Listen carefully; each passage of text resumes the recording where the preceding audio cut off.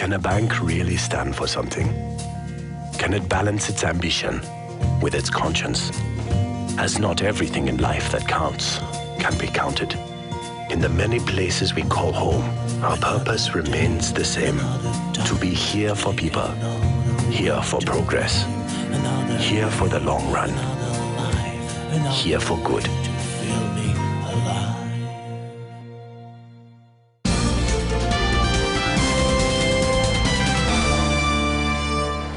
Trying to get across Accra these days is next to impossible.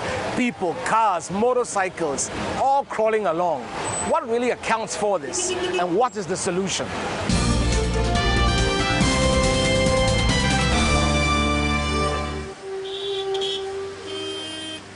One of these days we will wake up and our city has grounded to a halt. You can't move anywhere. The whole place is choked. You know? And what are we doing to ourselves? Urban transport specialist, Magnus Kwashi. If you look at the way we are building our cities, we are always making space for cars. No places to walk. Even where the walkways are, people sit there and sell, people park their cars. It is in our traffic regulation, you know, it is an offense to park on a walkway. Can you imagine a school child, a young child going to school, 5 years, 6 years, the mother has to take it. They start at 4 a.m. because they have to get ready and get to school. Sometimes at 6 o'clock, you find school children in queue, Tema Station, waiting to get back home. Now that child, before GSS, is already fatigued. I mean, how can we do this to children? If you look at the emissions alone, you know, it causes nausea, dizziness, respiratory tract infections, and so on. People have all sorts of sicknesses and diseases. It's traffic. Economic growth and rapid urbanization mean that Accra's population will double in the next 10 to 15 years. More serious still is the fact that the city's car population is set to increase fivefold on the same time frame. That's 500% over a period of 10 to 15 years. Wow. Looking at what we have now as a country, if we don't do anything about it, our research suggests that a time will come some 10 years into our future, nobody will move on our streets. Kojo entry of the urban transport project. Currently, at least 70% of all our major road spaces are occupied. They are choked. If you take the main corridor coming from Adenta to Accra, coming from Tema to Accra, from Nungwa to Accra, Teshi, coming from Kaswa, Weja to Accra, everything we do, unfortunately, by the way we have planned our economy and our economic activities and everything, everybody goes to the city center. Unlike Tema, which was properly planned, Accra has developed organically, growing from the center outwards. James Amu Godfred, Department of Urban Roads, picks up the story. Accra, just like a city like London, started a kilometer from the post office. That's the British Accra. And it started expanding. What you have is that all the essential services, the banks, and all the other relevant government agencies are situated in the center. Everybody who has some business to do needs to come to the center every day. Journeys that should take you 20 minutes are now taking you 2.5 hours to 3 hours at the least. And that's how big the problem is. So let's build more roads. If building more roads is the solution, then we'll not have the situation we have at Tetakwashi today. It used to be a single lane, it became a double lane, it became a dual carriage on each side with 3 lanes. Now we have an interchange and the traffic is worse at Tetakwashi. The theory has proven, therefore, that building roads necessarily or expanding roads does not deal with congestion. James Amu Godfred sees it slightly differently. It's all about demand and supply. The demand for road space has been increasing at a rate of about 10% annually, nationwide. But what is the supply? I don't think we are matching the demand very well. To give urban roads its due, much has been done to improve and upgrade the city's major arterial roads. Liberation Road, Spintex Road, Ring Road, Insawam Road, Winneba Road, and the Beach Road. But that's where the network ends. For example, those of us coming from the eastern part of the metropolis in Accra, between the Spintex Road and the Beach Road, is a huge mass of land, but it's not permeable, in the sense that you can't go through with a good road. If you want to move from Cantonment's area to Leicester Hospital, which is around here, you will need to go round on the Gifford Road, get to Akwafu Circle, use the Liberation Road, come onto the Spintex Road before eventually you can come to Leicester Hospital. And this is actually a distance of about 2.5 to 3 kilometers. So in fact, it's not about widening roads, but building new roads. Exactly. It's increasing the supply and giving alternatives for people to use. It's all about choices. Drivers should be able to make a choice. What is happening now is that we are all behaving like public transport users. We go on specific routes on a daily basis. And worst of all, we go at the same time. Which brings us to the issue at the heart of the matter, public transport. 80% of all commuters in the city rely on public transport. And here in Ghana, the transport system is almost entirely in the hands of the private sector, trotros and taxis. They are loosely organized into unions and entirely self-regulated. They're a law unto themselves. Terminals are bedlam and shuttles non-existent. Trotros move only when full. We spoke to Alhaji Tete, chairman of the Ghana Private Road Transport Union. The fact is, you can't get a private vehicle owner, private commercial owner, saying that if my car is not full, he should take to the road. That is to his a disadvantage. So you see shuttling as meaning moving when a bus is not full? Yes, because if you schedule the movement of the vehicles, then it means that whether it is full or not, it has to take off when the time comes. But that's what happens in modern cities. You are talking about modern cities. When we went to London, TfL, Transport for London, they will tell you that it is government which subsidizes that fuel to enable them to operate. In Ghana, the government is taking the money from you. So how do you do that job? How do you do that job? When you want to stop at Mokola here, whether there's bus stop or not, we stop for you. But people can't just get down wherever they like. Everywhere in the world, there are points to get down. But what I'm saying is that when there are these points, it benefits only a few. And the majority of the people suffer. Few would agree with this logic. Trotros stopping wherever they please contributes massively to the chaos. Add to the mix the high numbers of unroadworthy vehicles, unlicensed drivers, and total indiscipline, and there is anarchy on our roads. Sometimes you find people driving on the shoulders, people jump red light, motorcyclists on walkways. There's so much indiscipline. We have a lot of regulations, just like the other cities, New York, Washington. So somebody is not checking something. Somebody is not doing something. Who is in charge? The MTT.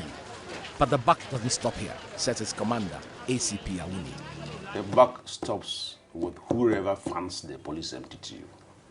The police MTTU has no budget to run the area. Somebody else gives the budget. Somebody else gives the logistics. So that person must be responsible for whatever lapses are in the MTU. If I need breathalyzer, common breathalyzer, I have to write to police headquarters. And then it takes me 1 year. Nobody answers me that you have written for a breathalyzer. The buck must stop at the police headquarters, not at MTU. To police the city's traffic, the MTTU requires a staff contingent of 5,400 people. It has just 300. So you were seriously overstretched? I mean, woefully overstretched. The entire police service had 2 tow trucks, rickety ones. The one that has been allotted to the MTU is broken down for the last 6 months. And as far as corruption in the ranks is concerned, ACP Awuni doesn't pull his punches. No, but that is the type of policeman we have produced. Every country deserves the police service that it has. Invest in your police service and you get better policemen. You are refusing to train your policemen. You are refusing to equip them and you want them to perform like Scotland Yard policemen. You are joking. And so the chaos continues. And it's not just the trotros to blame. Let's examine the facts. Trotros and buses carry 70% of all commuters and occupy 30% of road space, while private vehicles and taxis, which convey just 13% of commuters, occupies 40% of road space. it makes no sense at all. There have been some attempts at providing mass transport, and all we have done is to buy buses and put them in the congestion.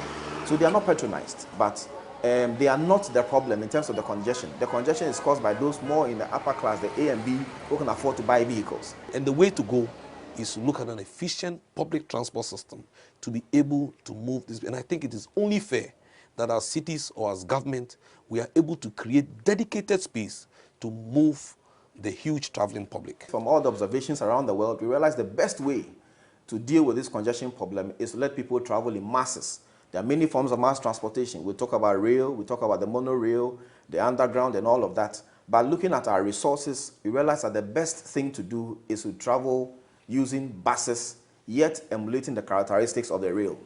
Enter the Bus Rapid Transit System, otherwise known as the BRT. Costing $95 million, raised as a loan from the donors, it's an ambitious project that will change the face of Accra. In its first phase, dedicated exclusive right-of-way bus lanes on the main arterial route will run from Kasoa through Malam and Kaneshi to the central business district. So it works just like the underground. Nobody stops it. It on the surface is moving and has priority. Special space, where the buses ply. So no other traffic is allowed in this space.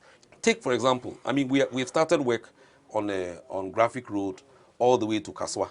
The right-of-way is there. We have 3 lanes all the way from Winneba Road, go all those places. 1 lane in each direction is dedicated to specialized buses carrying 100 passengers each, which will stop at designated bus stops and terminals according to strict schedules. Every minute in the peak hour, there will be a bus. And so journeys that people are making now with 2 hours, let's say even from Kasoa, they can do so maybe like 35 minutes or 40 minutes. It's a public-private partnership in which government regulates the system and supplies the infrastructure, and the private sector, mainly trotro owners, will be helped by government to purchase and operate the buses. We are not expecting government to buy buses. We are expecting government, to facilitate the operators to own the system. They have been running the business. They must feed their children. They must feed their families. And so we do not undertake under the system to take away the business from them. All we are doing is to transform them and make them even better. By rights, it's a win-win situation, but progress is hopelessly slow. The BRT was meant to be operational by 2012, but construction is over 2 years behind schedule. Magnus Kwashi is a frustrated man. We are always talking here in Ghana. We don't do anything. You see, we need government, political will, that, look, this is what we must do, and we get everybody on board. Easier said than done, says Kojo Entry. Initially, we realized that for a society as we have, and for the fact that there's a lot of disorganization and unregulation and all the anarchy in the public transport system, we needed to move slowly. We needed to engage with our stakeholders, and we have many stakeholders. The biggest stakeholder are the private operators, and they oppose it. They opposed it from the beginning, and so we have to spend a bit of time, actually, something close to 2 years, engaging with the private sector, the private operators, to get them to understand that this is not an action to kick them off the market, but it is something that they have to own. Alhaji Tete of the GPRTU is cynical. The idea was to push us out, because the people who came to announce the BRT to us for the first time said, your buses or your vehicles are rickety, you are bringing in buses, and we want those buses to replace your buses. So the next question was, what is the alternative for the people you are pushing out? And there was no alternative. That's why you opposed it? Yes, that's why we oppose it, and we are opposing it up to today. How can they hold a city of like 4 million to a ransom? This system is going to improve their lot. It is not going to make them worse off. It will improve their lot. And so we need to continue the dialogue and get to you see, public transport is not just about operators. The people who are traveling, also Ghanaians and human beings, deserve a very good transport system. I don't feel fine. Negotiations are ongoing and some progress has been made, but Alhaji Tete seems to have little faith in the system. We were in Nigeria about this BRT. And Nigeria, they have done it because their country is rich. And what they did was, during the peak hours, they released more vehicles. And during the, maybe they go to work by 8 o'clock. By 9 o'clock, they withdraw some. No matter how many buses you withdraw, at the end of the month, you go and pay installment for all. So if you have 10 buses and only 5 work, you are going to pay installment for 10 buses. Even if Lagos, which population is bigger than the whole Ghana, is practicing this, what do you think will happen to our buses which are going to run from Kaswa to here? The income will not be sufficient. That's why I'm telling you, they will fold up. Who will not fold up? Who will go and buy their buses and operate? Miscommunication and misunderstanding are clearly still clouding the issue, and the battle is by no means won. Look then at bureaucracy. The project is being orchestrated by no less than 3 different ministries. For example, in Accra, the AMA is in charge of the Accra metropolitan area for the day-to-day administration and everything. And they have a roads unit that urban roads deal with on a daily basis. Of course, you talk about the Ministry of Transport. They also have some responsibility towards transportation in terms of what vehicles are used and other functions. Then the Ministry of Roads and Highways, under which we fall. We all have separate responsibilities under the collective transportation mode. It's an interesting challenge, but typically I tell you, if we understand what we are doing as a people, this issue shouldn't arise. You know, because today we are talking about integrated development. But sometimes we have very strong technocratic ministries, okay? And sometimes we have individuals who do what we call theft protection. You know, and so you have a situation where people from different disciplines and backgrounds who need to come together, you know, and to forge a common goal. You know, you find people protecting what they have, and so it is costing the city so much. It is costing our country so much. Now, what it happens is that sometimes we have to repeat certain things. You know, something that is being done somewhere has to be done somewhere. People are doing the same things that others are doing, and it's complete waste of money. It's a story that repeats itself over and over again. Yet amidst all the infighting and petty bureaucracy, the wheels of change are turning, albeit slowly. James Amu Godfred of Urban Roads. We have done a lot of work, but there's still a lot more to do. And we are aware of the challenge, and we are addressing it gradually, even though not at the pace that we all desire. Take, for example, the city's bus terminals and lorry parks, typically dirty, disorganized, and notoriously chaotic. Alhaji Abbas of the AMA says change is on its way. We're doing quite a lot. You know, the Achimota terminal is one of the most modern terminals that we have. And then when that terminal was built, AMA went out and signed a contract with a private sector firm in the management of that terminal. You go there, it's very neat.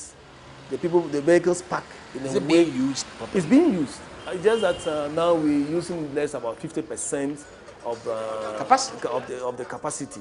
The intention is to be able to get a lot of the long distance vehicles that go towards the north, let's say Kumasi and beyond, that come towards the new plant station area.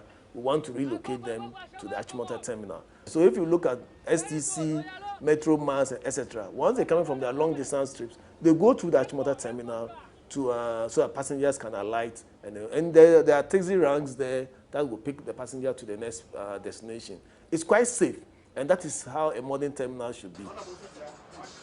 Another 2 similar terminals are on the drawing board, one at CMB in Accra Central and the other at Kaneshie. Another thing that is coming on board in Accra is what we call the area-wide traffic signalization system. Again, that also falls in line with the public transport improvement. And this area-wide traffic signalization system is to develop, make sure that all our traffic lights can communicate to each other. Presently, the traffic lights don't communicate to each other. Whilst one is singing Do Re Mi, the other is singing La Ti So. So, but we want them to communicate. To sing Do Re Mi. To sing Do Re Mi Fa So La Ti. So we're developing a central control system. And that central control system, when you sit there, at the push of a button on your laptop or a computer, you can see the general congestion on corridors in Accra, what is happening on the traffic flow, So if through the computer, you can change your signal timings and then improve traffic flows. And that, hopefully, that project too should be starting pretty soon. There's relief coming for Spintex Road too. Now, instead of bringing Spintex Road into Tetakwashi, we are doing a traffic realignment or realignment of the road behind Shangri-La Hotel. And that means that we have to construct a bridge over the railway line or a bridge for the railway across the road. So that bridge is almost about completed. Once that is completed, then that road, the Spintex Road, will be turned behind Shangri-La Hotel, then to connect onto the airport bypass. Now the airport bypass is going to be dualized, right from the Polo Court roundabout all the way to the Elwak traffic light. Here, it meets Gifford Road, which is also being turned into a dual highway. Construction is about to begin on a whole network of roads, which will help liberate the congested Eastern Corridor. Few can wait. This is the Gifford Road again. You have your 37 here, the motorway, and the beach road. What we have done is literally try to draw lines and make it as permeable as possible. So now you can move through the Bema Camp. It's called Bema Camp Road 1 or Bema Camp Road. You can move through the Bema Camp and get beyond the Bema Camp to Teshi area. Then you can go as far as the Nungwa area. So this has made this area now very permeable. So you can have movement within. You don't have to go round the periphery, which makes your distances long and increases the congestion. As we speak, we realize that Accra is so congested that we have planned an outer ring road, which will, in fact, is at the border of the Greater Accra metropolitan area. It's crossing about 3 or 4 assemblies. That is from Kaswa up to Pram Pram. This road is very busy and heavily congested. What we are seeking to do is that when you are coming from Cape Coast and your destination is the eastern part of the Greater Accra, you don't necessarily have to go through the center. Correct. What we seek to do is to create a high-speed facility which will take you off from somewhere at Kaswa through the boundary of the Greater Accra metropolitan area. That's through Medie, through Ayi Mensa, and eventually getting you somewhere to Pram Pram. Right. And this will be a major bypass from east to west. This is something that ideally must come on board within the next 5 years. Do we have people who can actually do this? We have the skills to be able to do this. This is something that is not rocket science. It is not rocket science. We have the knowledge, we can deploy it. And I would wish to see a city where, particularly for us as technocrats, whether we are in private sector, whether we are in public sector, we have gone to college, to use our knowledge and skills to improve the quality of life of the people. So we can sit together and build the cities. Nobody will do it for us. I'm telling you, we as technocrats, we need to rethink, seriously rethink what we do as individuals, and come together, and make it happen in this city.